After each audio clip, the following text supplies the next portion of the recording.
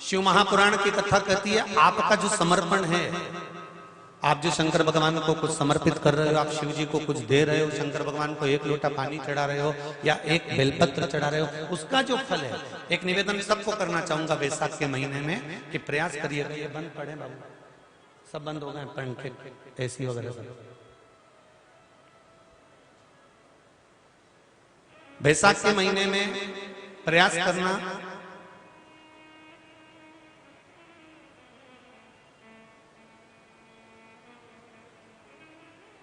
एक कलश के अंदर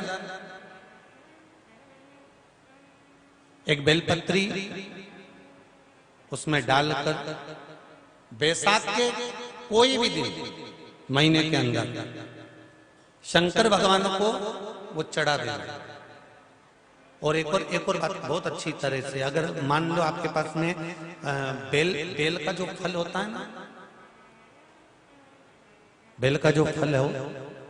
वो बेल के फल में से अंदर से गुर्दा निकाल लेते हैं। जो अंदर गुर्दा होता है वो गुर्दा निकाल लेते हैं, और निकालने के बाद इसकी केवल जो खोल रह जाती है, जो केवल खोल उसकी रह गई, और उस खोल के अंदर, उस छिलके के अंदर जल भर लीजिए।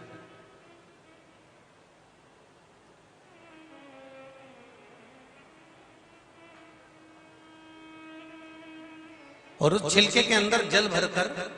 उस जल को ताम्र पात्र में डाल लीजिए, और वो जल ले जाकर घर का जो व्यक्ति रोगीला होता, जिसको रोग खत्म ही नहीं होता, कहीं दमे की बीमारी, कहीं सांस की बीमारी, कहीं कोई शरीर में कुछ ना कुछ दुखता ही रहता है, या शरीर में कुछ ना कुछ कष्ट रहता ही रहता है, तो वो जो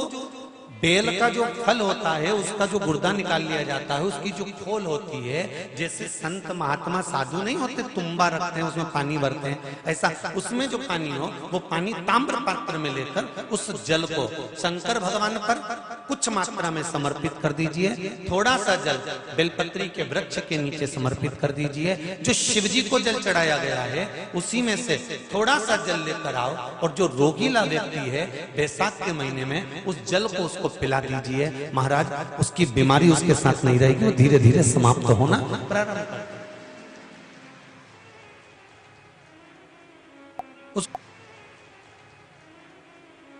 उसको सुख का अनुभव होने लगेगा।